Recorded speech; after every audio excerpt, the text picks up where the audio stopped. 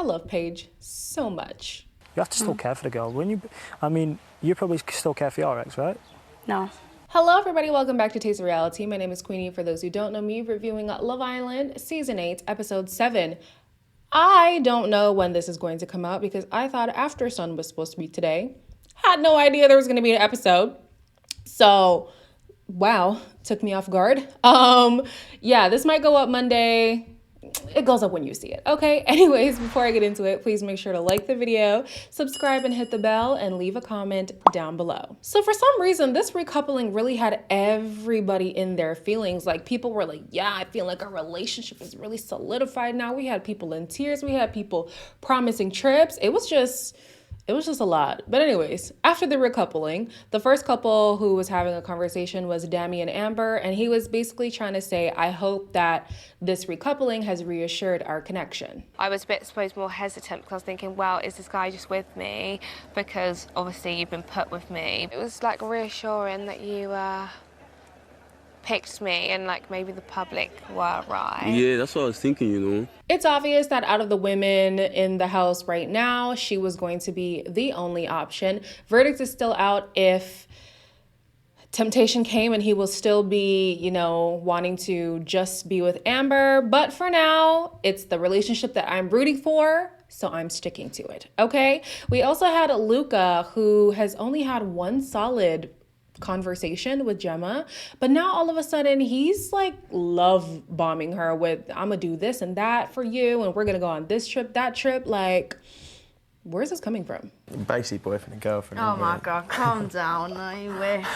I've got ideas where I want to take you. Well. Mykonos, Santorini. We'll do it all when we get out. Oh God, not going. slow down. It's clear that at first Davide was kind of put on edge with the fact that Luca and Gemma got together so fast, right? So when he's talking with Ek and Sue, I'm like, I know that there's a connection between the two of them, but he still wanted Gemma, like, let's be honest. But they're trying to be like, oh, this is what it was supposed to be. We matched so well together. And y'all, some of y'all were saying the Davide Amber kiss was forced. Baby, if that was forced, then what was this? Because this was OTT.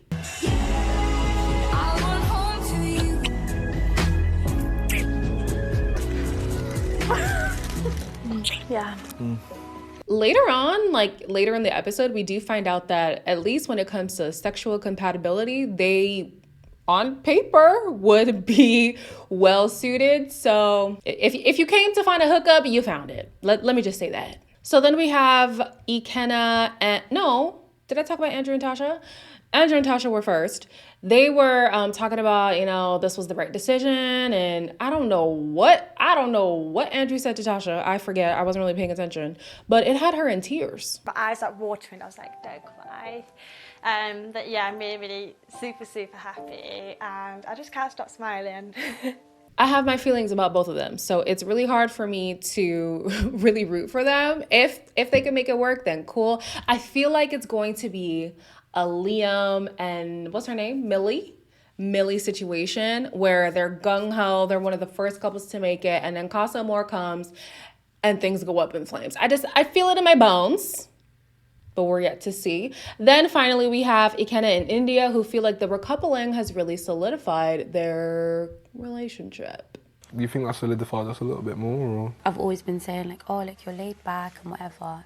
But I've realised like that's just how you are. You make us good night. I'm gonna give you a kiss tonight. Yeah. You're gonna have to wait and see. You're gonna have to graph for it, aren't you? Y'all know how I feel about that, so I'm just not gonna comment. The next morning, they get a text that there is a new guy here to take Paige and Afia on a date, and we soon realize that this is Gemma's ex. However, I don't know why. I'm pretty sure producers whispered in his ear, like, don't look back. But he could obviously hear what was going on the terrace, right? So there's this reaction from Gemma, but then he also was already aware that she was going to be up there. It was very produced. Hey, you okay? Oh, are you good? Hi, I'm good. Nice to meet you. And you? Good? No. That's my ex-boyfriend. What? Do you know that you know some of them already? Some of who? Gemma. Yeah. We also learned that potentially the breakup wasn't that sweet, at least on both ends. There wasn't any infidelity or anything like that, we assume. And I know some of you guys know more of the tea. If you know the tea, let me know. I'm just not going to go search for it, honestly, because I don't care. But he believes that on her end, there might be a little bit more bitterness than on his end. So he's kind of like weary on how they're going to interact with each other in the villa. It's a bit salty. Oh, okay. On her part with me, I'd say so, yeah. Oh, is that how you feel? Yeah. So with the dates themselves, I felt like he wasn't really giving much energy. He claims to be a flirty person, but based off of the type of bombshells that we see on Love Island, he's definitely not giving that kind of energy. So I don't know what he's talking about as of yet. We're yet to see that. So his date with Paige was pretty standard, nothing out of the ordinary. However, she's really feeling him. She's very interested. Afia, on the other hand, was not keen on him whatsoever. She's like, we have nothing in common. It was dry. I'm good. She does find him attractive. All the women find him attractive, but the chemistry just wasn't there.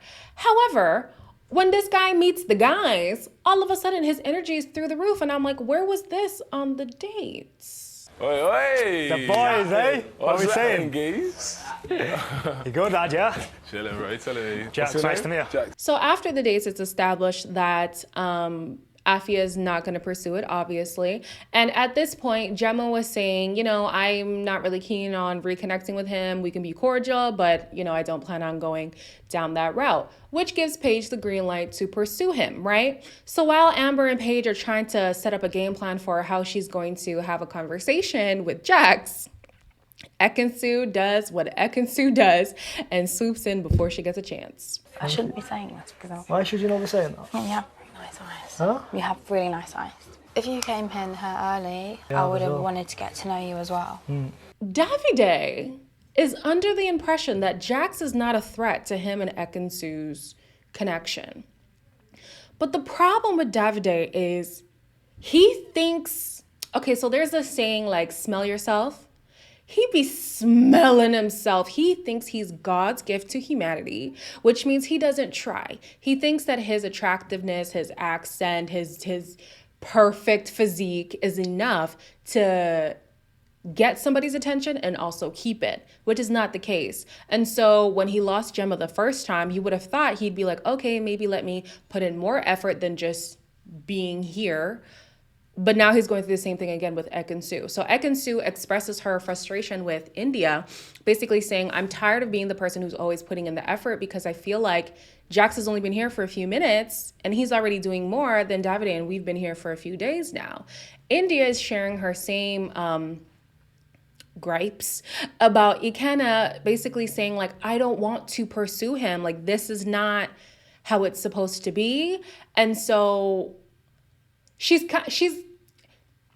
at her wit's end. When I see someone, I know when there's sexual chemistry, and I haven't got that from him. But I'm That's a thinking, big thing, you know. Maybe we need to have a kiss so I can change my mind. You either pull back or you go in. Now, personally, I'm not a fan of this plan. Okay, I think you're setting yourself up to have egg on your face. I mean, it could go the other way where Ikenna's like, oh yeah, I just needed that barrier to be broken, but I highly doubt it. And I don't like seeing India force herself to do something that isn't natural. She even said in this conversation, she's not necessarily sexually attracted to him. So why are you... Babe, hold out, it's okay. But then I also understand where she's coming from in that it is Love Island, and at some point you gotta get things rolling. All right, so in the evening, we learn a hell of a lot, okay? In the evening, the group is playing Never Have I Ever.